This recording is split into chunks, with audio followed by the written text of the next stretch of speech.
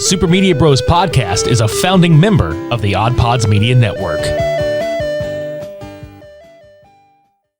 Hey, this is Russ. This is Kyle. This is Michelle. From the Infectious Groove Podcast. Join us every Monday for the most fun you can have with a music podcast. The Infectious Groove Podcast uses a positive and fun approach as we take time every week to share our jammy jams, then dig into a thought-provoking topic discussing all decades and genres of music. You can find the Infectious Groove Podcast on all major podcast platforms, or you can head to infectiousgroovepodcast.com to find us there and subscribe. We might have a controversial opinion here or there, but we always have fun with it. Oh, I'm sure I'll say something dumb. Subscribe to the Infectious Groove Podcast, part of the OddPods Media Network. The Bee's Knees. Barely a movie. I don't need your fucking permission. All that and more. Are you ready to go to Summer's Isle? Yeah. Super Media Bros.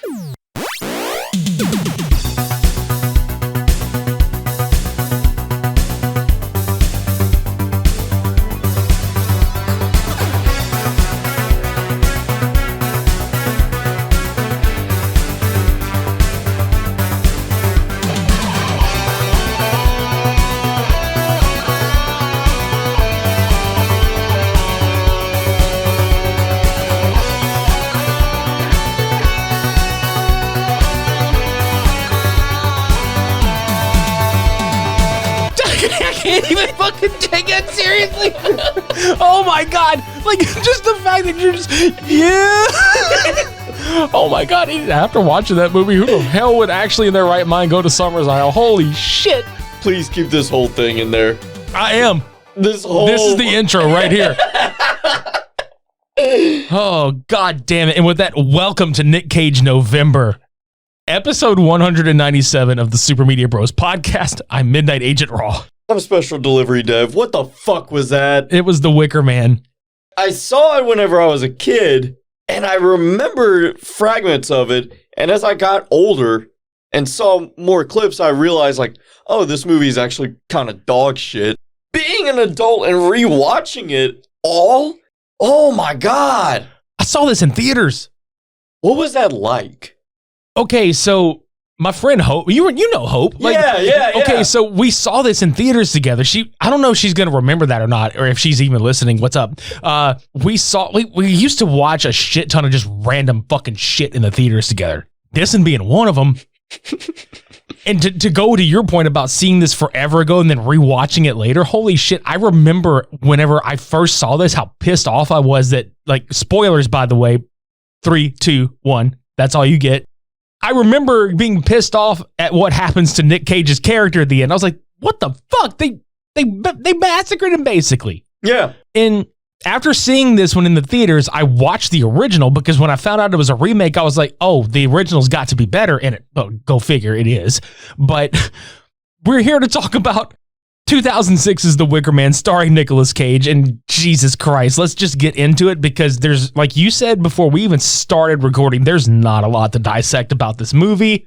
No. There's no deep diving happening here. This is just, like, we literally just watched it again, and we're just gonna fucking talk about it for a little bit because holy fucking shit. Y'all, okay, so the movie deals with the character of Edward Malis, played by Nic Cage, and he's a cop. And the movie opens on him, like, doing a barrage of, like, oh, I'm a motorcycle cop.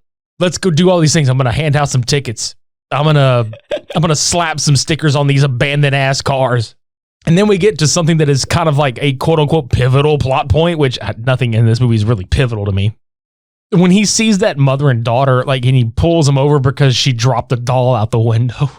Dude, at that point, I knew it. It's all started to come together in my mind. I was like, oh yeah, this dog shit. Like, you start remembering the shit that you tried to block out of your brain. Well, the first thing I started to remember were all the flashbacks with, like, the filter, like the heavy early 2000s filter.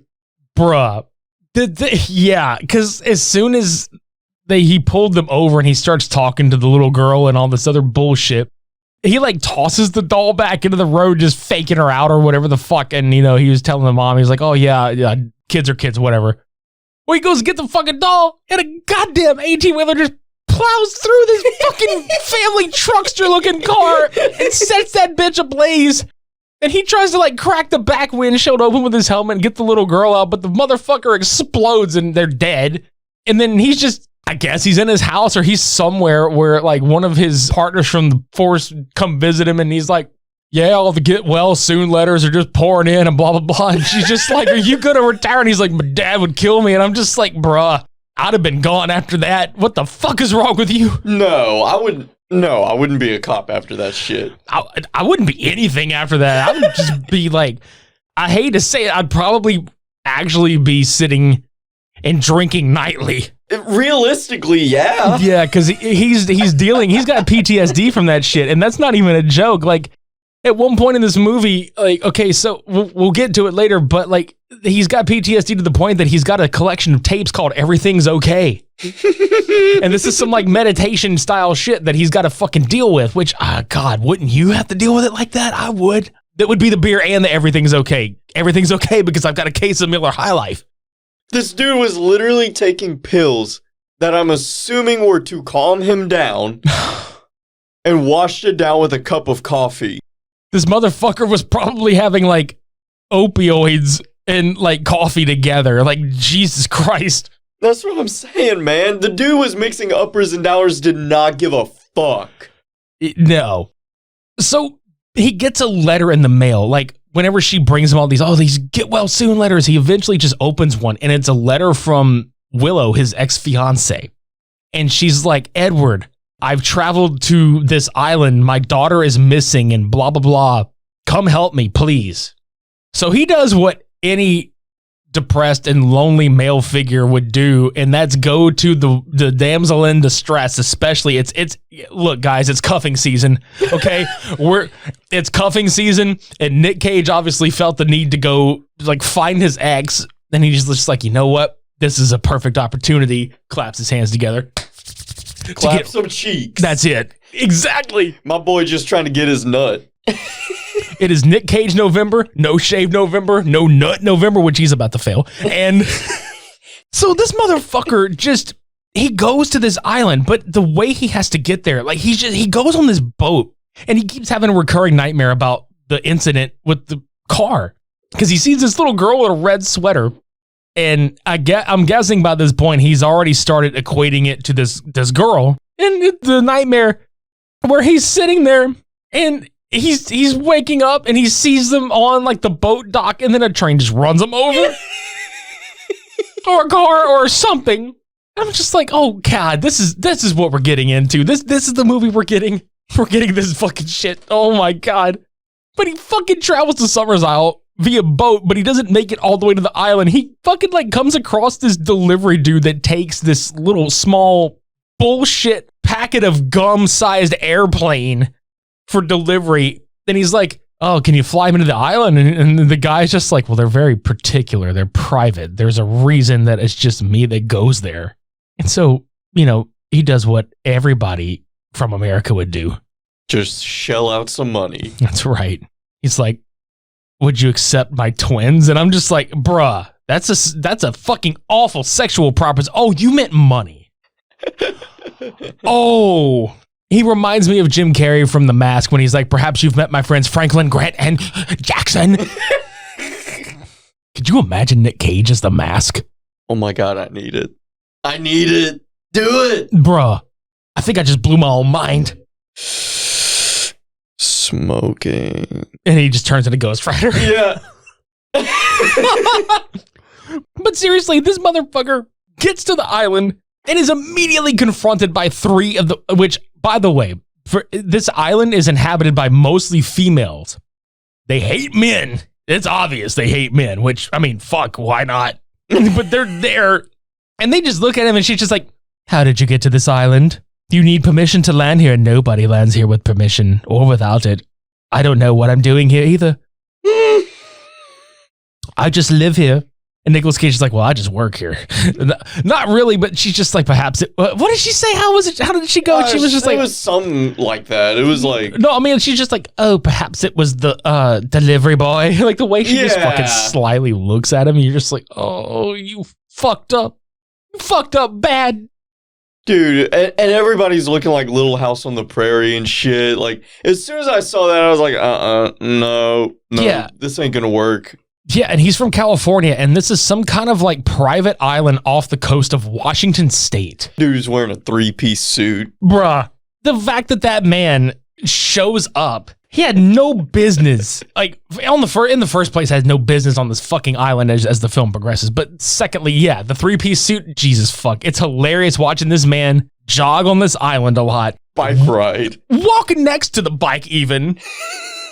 It's just all kinds of shit in this fucking suit. Like, that place looks like it's hot. Yeah, and the weird thing is like, it's supposed to be an island off the Pacific Northwest. You'd think it would be rainy. Yeah.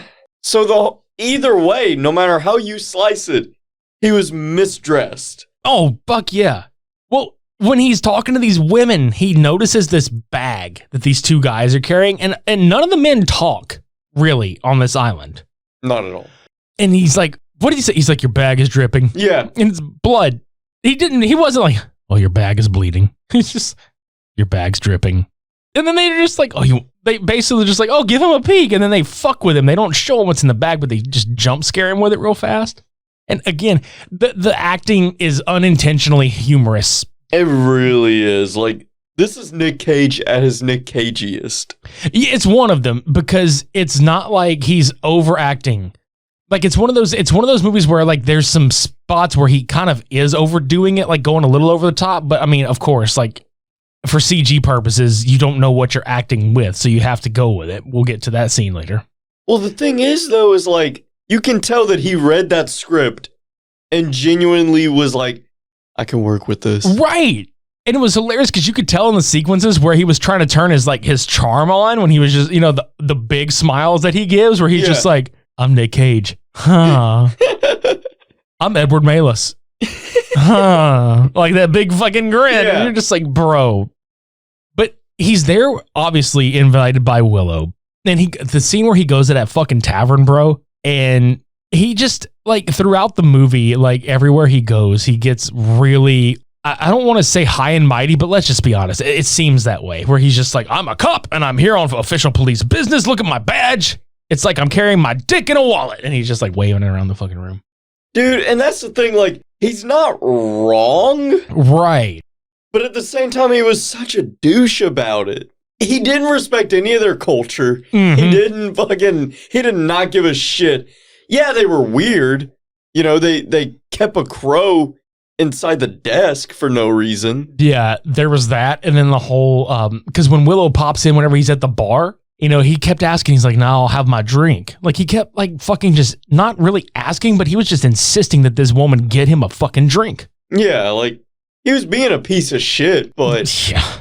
At the same point, like, I don't know who started the beef, really, because as soon as he got there, they were already acting shady. Oh, there was beef from the jump, son, but I think it all really kind of hit home, probably for the audience as well, when they make him that drink, and he starts to drink it, and he sees Willow going up the stairs, because then it's kind of like, okay, well, there she is, like the people of the town, especially the barkeep. She's like, okay, well, there she is. She'll show you to your room, all this other bullshit. And as he's going to put his drink in, that's a sweet ass like mug thing he's drinking out of. Let's just say that. Yeah. Well, as soon as he goes to put it down, he sees a bee just walking on the fucking bar. So what does he do?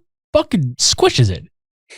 And that woman looked like he just like shot her only daughter or some shit. Like he just fucking killed everything that she ever loved in life. And she's just like, why would you go and do a thing like that? I'm allergic. It's fucked up because at first it sounds like a very sarcastic, I'm allergic. Yeah. So like immediately, if you haven't seen the movie, you understand that, oh, he just fucked up somehow. And he was being a sarcastic dick. Well, later on when he's unpacking his bags, you learn he actually is allergic because he's got like 2 EpiPens in that fucker. I've never had to use one, thank fuck. Oh, really? I didn't even know you were allergic. I'm not deathly allergic, but like I'm allergic enough, dude. Like I get stung in the right spot, I'm fucked. Damn. Yep. Okay. So, yeah, it basically Willow is saying that her daughter was taken. Like she's being secretive about her conversations where she's just like, oh, don't believe anything that you see or hear on this island, which is fucking ironic. Keep that in mind. Literally, she is telling him not to believe anything he sees or hears, including the fucker in front of him. Well, this is where his bag is mysteriously unpacked, where he's just like, "Hey, did somebody unpack my bags? I'm missing some tapes. They're called Everything Is Okay."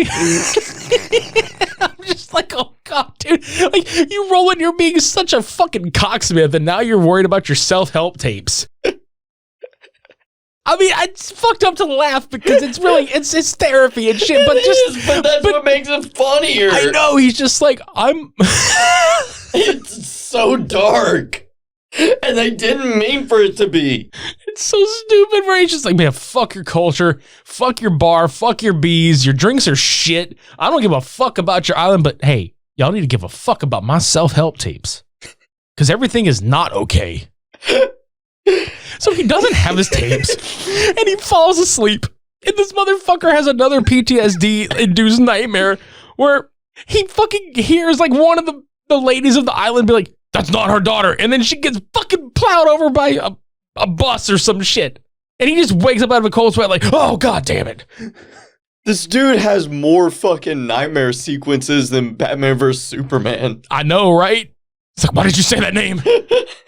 Well, he goes to look for Rowan because he thinks he sees her running in the middle of the night. This is where he goes to that barn. And I have to laugh because at one point when he's like searching, he's got his little flashlight and shit out, but he's like up in the second floor, like he's in the deck of the barn. And he goes through the floor and he damn near lands on like, I think some kind of sharp shit underneath it. I guess. I know this movie's really ridiculous how there's shit that makes sense, but there's shit where you're like, I don't give a fuck about what's going on here. Just some of this shit's funny. Like Clark Griswold's through the fucking roof. That is some Chevy Chase shit, dude. He steps on the wrong part of that shit and just goes through it. It's like Christmas Vacation when he's in the fucking attic. Dude, could have cut that whole thing out. There's a lot. Dude, there's so many tracking shots that don't need to be there. A lot of him running and walking that bicycle. Yeah. So the next morning, he figures out that their honey crop was cursed the previous year. And there's like photos of every annual festival that they hold to do like this ritual where they can like get their crops going and shit. Well, last year's photo is missing conveniently. So there's this person that's played by Lily Sobieski, which she was in a lot of like late 90s, early 2000s shit. She's around and he talks with her because she's kind of like one of the barkeep or like the janitors in the, the restaurant or whatever the fuck. And he finds out the honey like thing because he's like got a thing of honey and he's trying to pour it on his breakfast. And he's just like, I thought y'all made this stuff here. Why do y'all buy third party? And she's just like, it's not for you. We don't have any royal honey. Oh yeah. She was making fun of him for that shit too.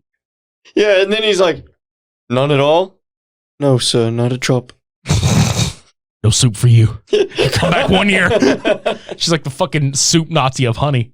But it's weird because he like later he runs into her when she's outside, and it was so awkward looking because he's trying to question her about some things, and she seems like she's flirting with him.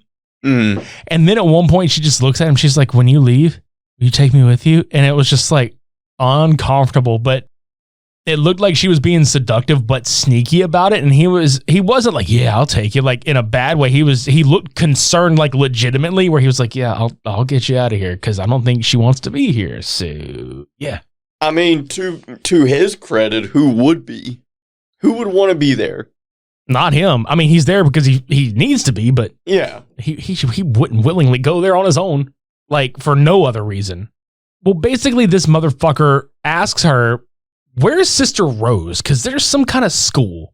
And he goes and he just, this scene kind of cracked both of us up. I'm not going to lie. This motherfucker has no respect. Like we were saying that in the beginning, this motherfucker got no respect for nothing in this bitch. In fact, he just rolls. Just a menace to their society. Like he rolls, dude, when he rolls into the class and he's just like, "Oh, where's this student at? He's looking for Rowan. Have any of you girls seen this girl? He's like the fucking T-1000. Have you seen this boy?" Like, have you seen this girl? Starts fucking erasing all the shit on the board. Jesus Christ. The teacher was just so like, God damn it about it. Like you could tell like she was gritting her teeth like so hard and just kind of giving him the, like he's behind her. She's facing the class, but she's giving him like the devil eye from the back. Yeah. She's just like, this motherfucker here. y'all bitches seeing this motherfucker? He writes her name on the chalkboard so big. He's like, that's her name. Like they can't read or whatever the fuck. And he's like, pass this picture around, sweetheart. I want, blah, blah, blah. And so they all pass the picture around and they're like, nope, haven't seen her. And he's like, where's your attendance book? And she's like, you have to have permission. He's like, I don't need your fucking permission. And he just goes and gets it. And sure enough, there's her name in there. And then the way he creeps up and he just looks at the girls and he's like, you little fucking liars. Like the way he just looks at all those little girls, he's like, you fucking liars. He's just so disgusted, man. And then he screams at the teacher, and you're the biggest liar of them all. Oh my God. I'm not lying. Yeah, you are. But that's whenever they go outside. And the teacher basically tells him, she's like, well, she's dead. Everybody's mourning. And he's like, wait, excuse me? Well, how did she die? She'll burn to death. And he's like, wait, what did you say? And she's like, she burned to death. Like, he caught her saying present tense. Yeah. Which, again, obvious fucking setup, but it's very subtle. I'll admit, I never noticed that line before the first time I watched it until I put the subtitles on at home viewing for the umpteenth fucking time. Right, yeah. Like, granted, I was a kid whenever I first saw it, so I didn't catch it. But still, yeah, I was mildly impressed by that. How it was real, like, the delivery was so subtle that you had to fucking, exactly. Because I think the way they played that line, I was like, did we actually hear that? Or are we having our minds play tricks on us? Like right. He was thinking. That's good shit there. I will give it that. Yeah, and that's what I'm saying. I genuinely think Nic Cage read the script and was like, yes, this one. Then he gets on set and he's like, still, yes, this one. Yeah. He goes to the fucking premiere whenever it drops. Fuck. No, he's like, yes. I would like to believe that Nic Cage loves all of his movies dearly. There had to be somebody on set though that was like, oh fuck. This is probably the key grip was like, fuck this shit. Like everybody else other than like the actors and the actresses and like the fucking director of photography is just like, yeah, I'm gonna get this fucking rolling shot and it's gonna be amazing. And the fucking music composer was like, I'm gonna score the shit out of this movie. Production assistant was like, oh, this isn't good. No, this is not good. The best boy is like, man, fuck this shit, and just quits halfway through. He brings a producer a cup of coffee. He's like, hey, man, you sure about this? You might want to, redo that, please. Please. Yeah, please. I snuck and read the script last night. What are you thinking? There's about 35 ways you can do this differently. And me getting coffee is not one of those ways. This is just to remind you to wake the fuck up. What are you doing with your life? But he winds up asking permission to exhume the grave. Because he finds a grave. And Willow's like, oh, I didn't put that there. They did. They all blame Rowan for, they're gonna hurt her. And this is when we get that reveal. I love this so much because this is purely the best example of script and line delivery. When she tells Edward that Rowan is his daughter, are you telling me I'm Rowan's father? No! Really? Yeah. Oh man, I fucked up.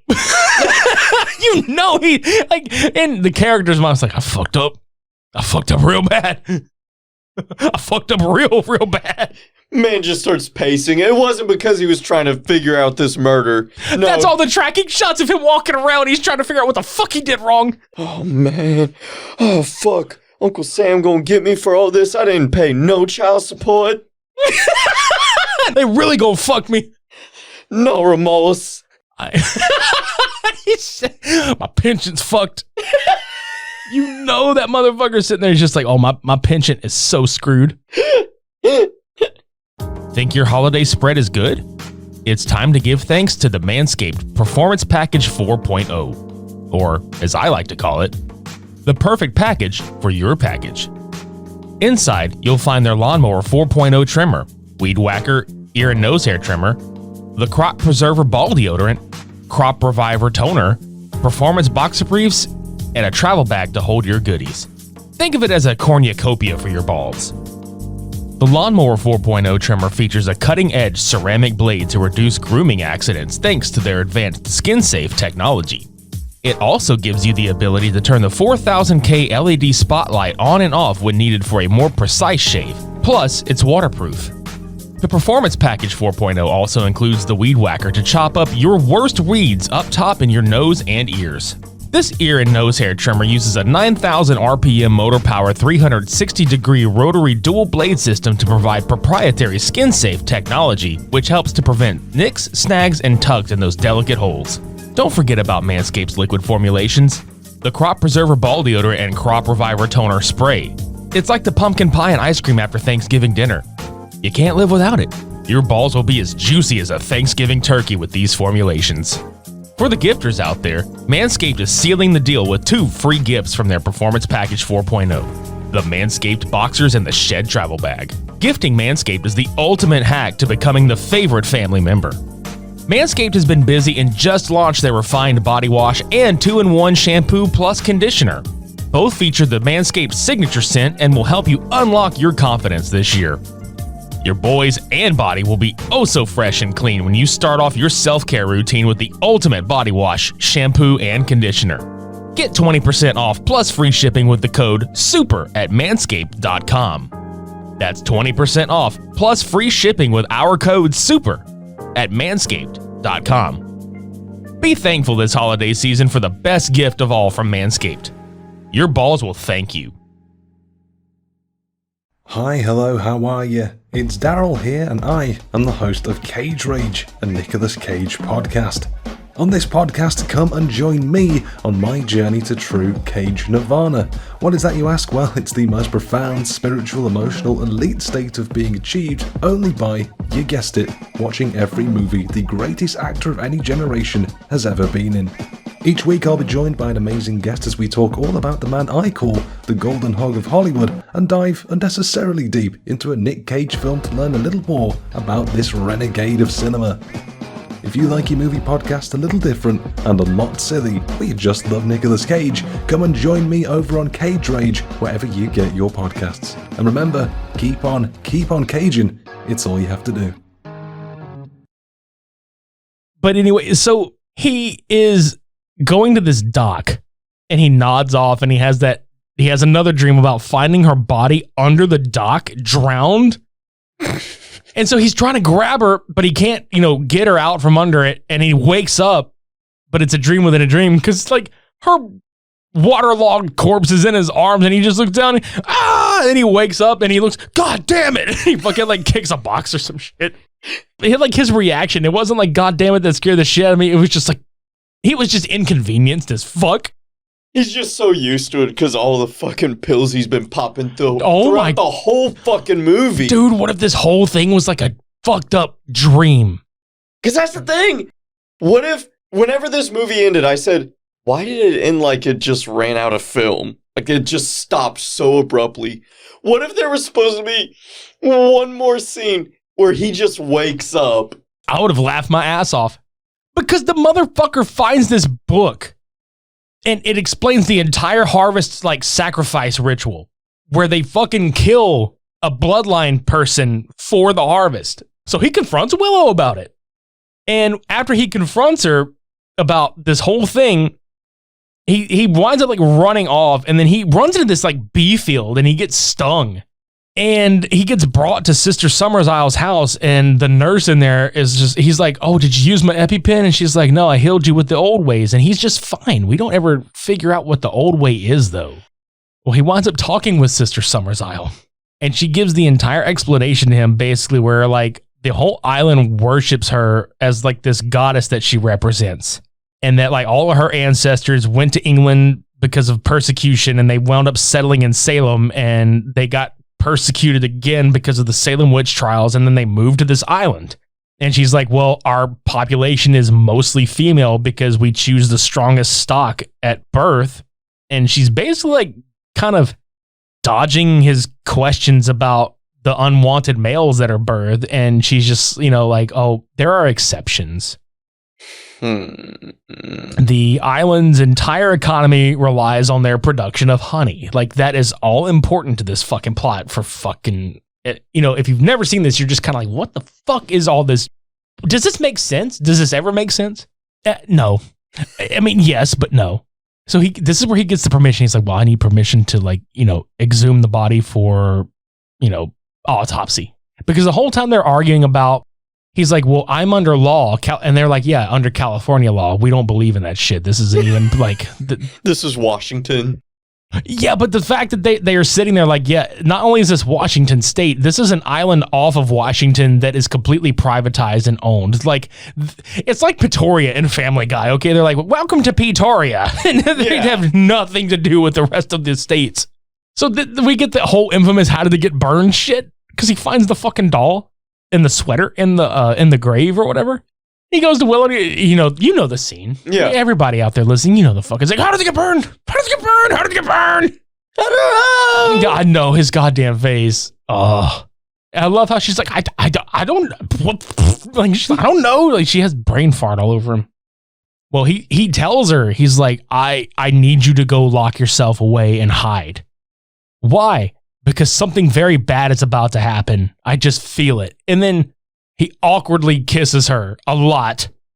Yeah, it kind of, like, I know they have a history, but in the context of the movie, it was kind of, random.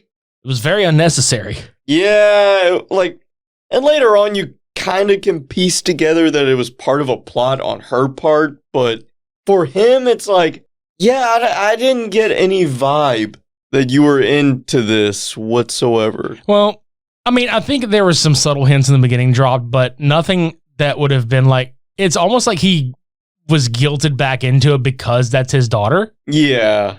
And this is where he runs off because he's like, you need to hide because I need to go find Rowan so we can all leave.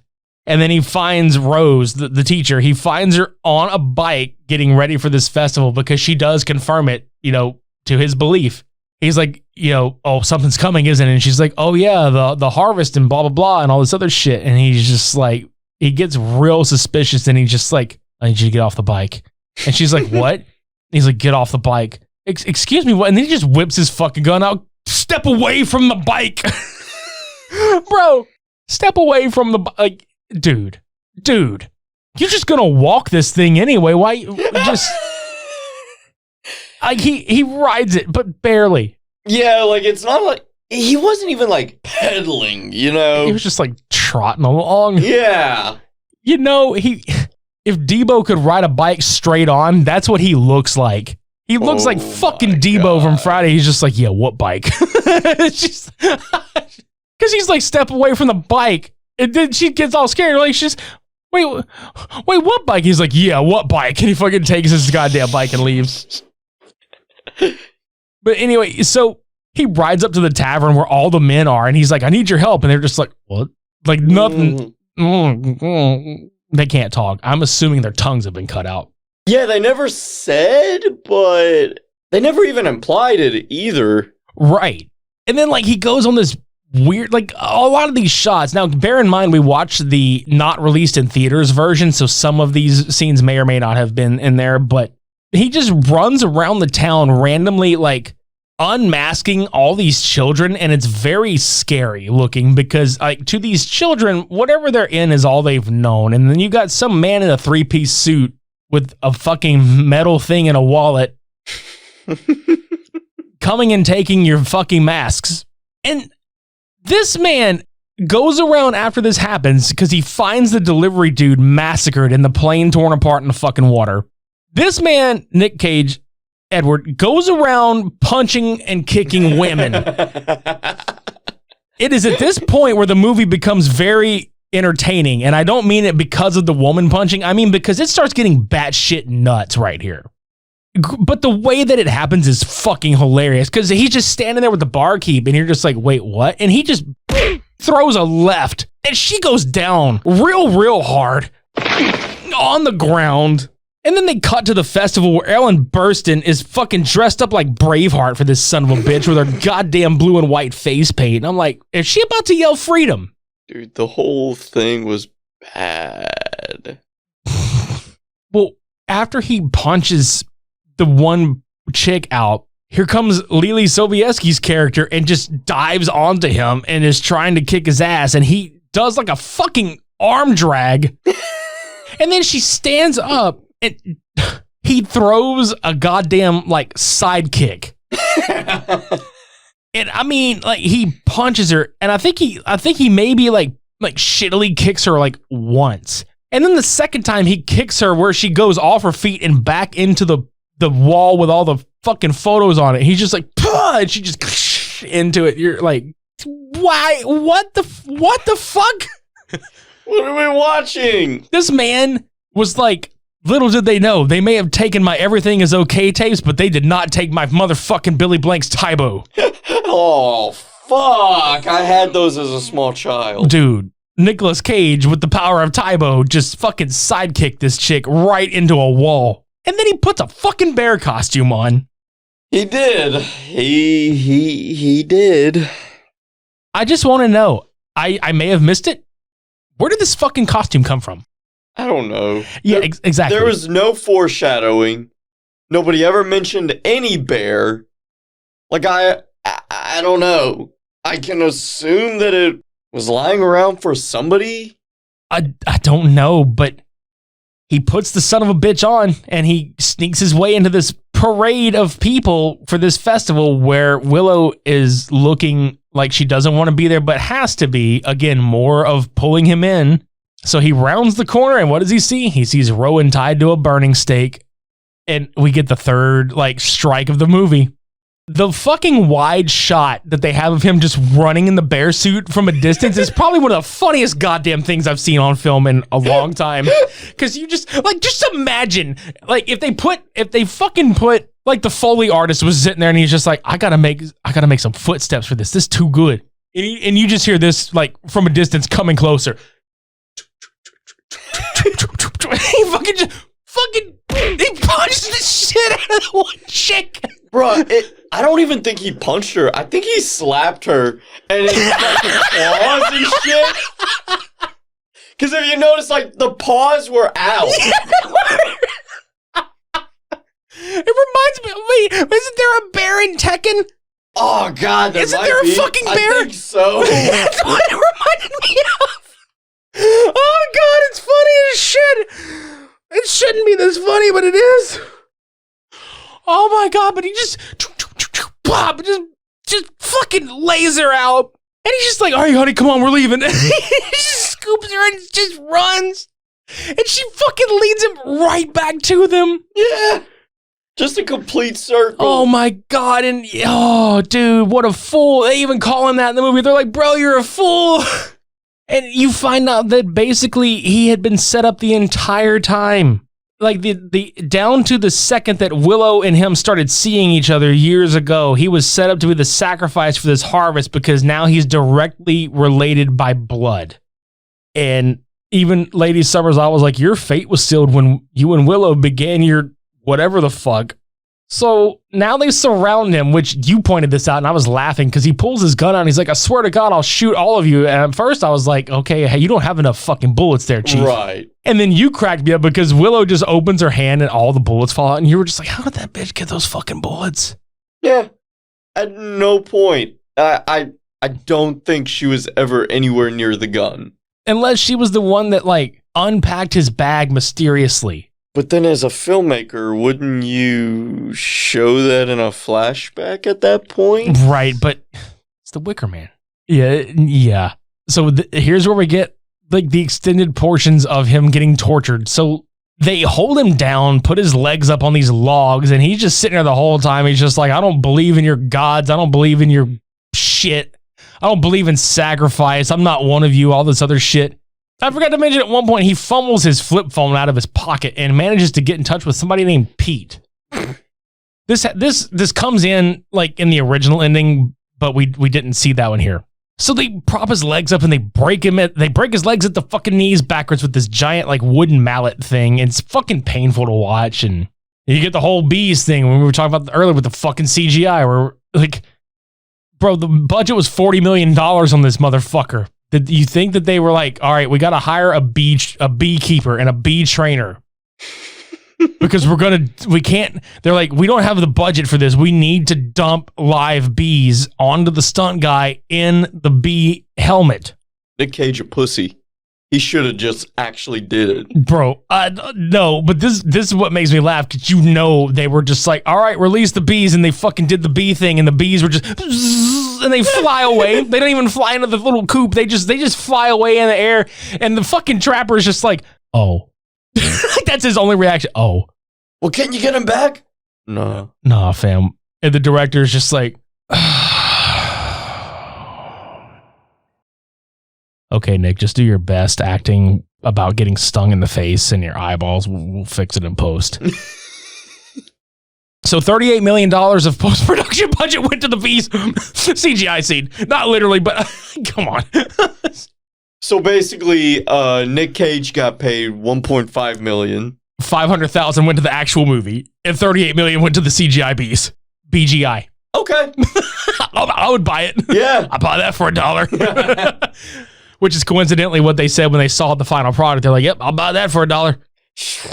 So we get the whole not the bees. He's like, oh, they're in my eyes. And oh my God, dude, even on the DVD cut that we have, holy shit, it does not hold up. No. It's bad. Like, that shit is fucking rank bad. I would have bought, dude, I would buy mosquitoes infesting his face more than that shit.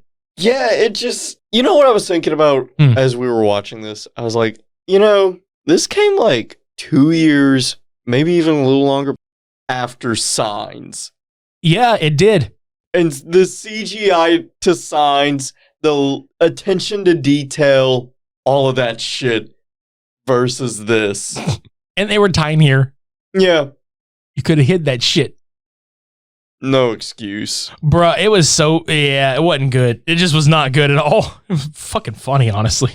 But yeah, so he gets fucked up by the bees, and his knees get fucked up, so the bees' knees just fucking happen, and, like, they fucking sack him up, and they bring him over, and they open the shit up, and he just looks up, he's all swollen in the face, looking like Sloth from the Goonies, and he's just like, oh my God! Oh my God! Oh my God! Ah! And you think it's almost over. And it ain't. Bro, this is what made me just have, you get secondhand pain from watching some shit? Yeah. Okay, I've said this a long time ago about the leg breaking and shit. That fucked with me when I saw this. And then they fucking tie him up to hoist him into the top of this giant Wicker Man shit. They hoist him by his ankles with rope from his broken fucking legs. So his top weight is hanging away and pulling against his broken, shattered knees. And he's just getting lifted into this fucking Wicker Man. Fuck all of that. And I was laughing so hard because he's leaned out the front of him and he like pulls himself up and he's just like, ah! And he like leans forward. Then he looks down and they're giving the torch to Rowan, the little girl. And he's sitting there and he's, oh, no, sweetie, it's okay. Just put it down, honey. And she's just like, oh, he's right. If I do put it down, we will get honey. So she just fucking marches up there and just torches his ass. You fucked up, Nick. You fucked up real bad. You told her, put it down, and you just had to say honey.